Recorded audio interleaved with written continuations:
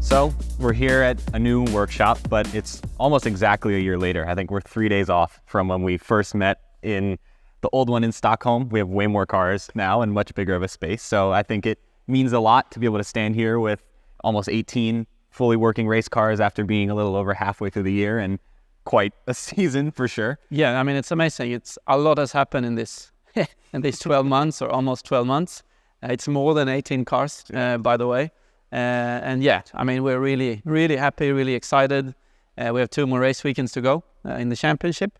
We have all 18 cars running, working perfectly. You always expect something not to work, but they've actually worked really good, above expectations. Some drivers have damaged a lot of things we've had to repair, but that's the normal work. So obviously more space, we needed that. We had 400 square meters in Stockholm. We have 1,400 almost now. But as you can see, it's full again. So it's nice to show you what we do in the background. I mean, you see the cars nice and pristine at the weekend, but it's quite a lot of work actually. Yeah, I think going into it between. It was important this year, especially for us, you know, coming out of the karting for a few years. We did Fiesta Cup last year.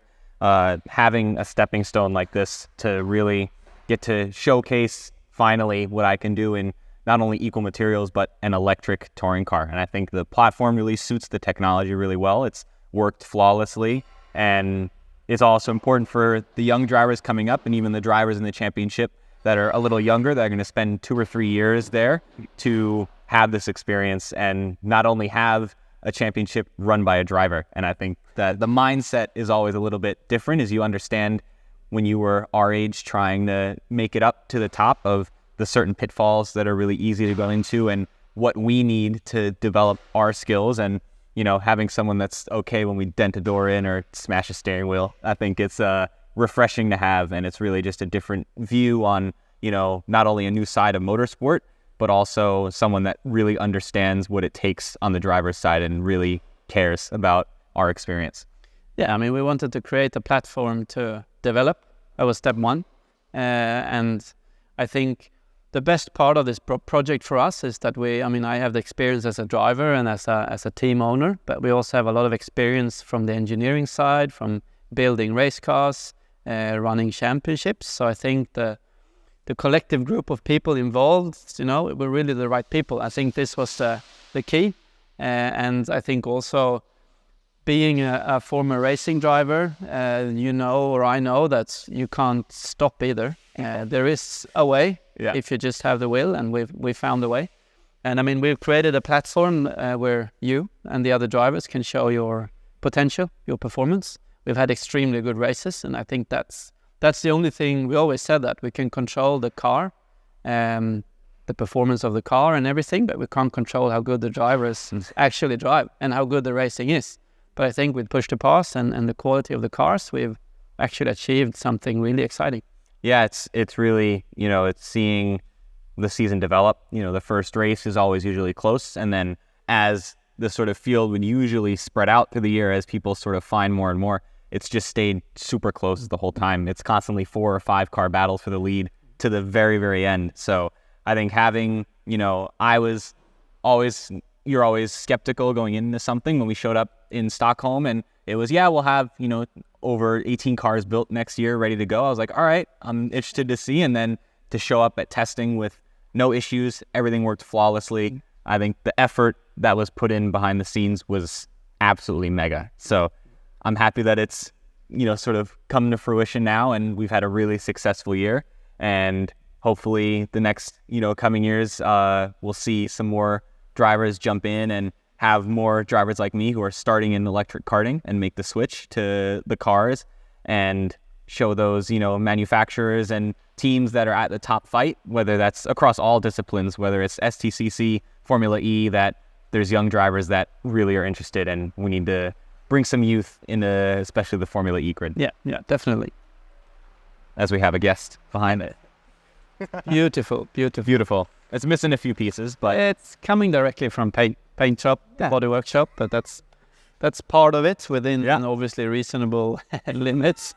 There's been quite a bit of damage in the last round, so we need to talk about that, and I think that's also one of our benefits. There's not a team between us, the organizer, and the driver, and that affects the driver, so we can control, we can talk to, we can guide and help the drivers directly, which is a good thing. can call it to the principal's office when we're misbehaving. Exactly. And I've been a principal. Yeah, as you exactly. know, so, the car you will race, the orange Next Gen Cup car you will race, was driven by Isak Arvidsson, coming directly from sim racing, and that's really exciting for us. He was leading the last race for a long time, so it shows that it's actually a category where you can show your potential, and you don't have to have a lot of background experience, and we will guide you with our engineers and the way we work to perform. And a good thing as well, I think, is we managed to drive on German soil to show ourselves in front of the big audience,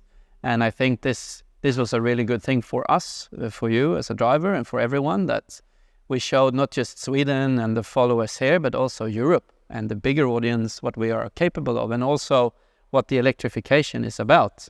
There's a lot of people with no knowledge, and they have pre-assumptions about sound and this and that, but we produce good racing, and it's just another type of motor in the motor compartment, and that's it. And looking forward, I think we have all possibilities and openings to do something even more exciting. Absolutely. Yeah, I think when it comes to coming from sim racing, that's where I got my start.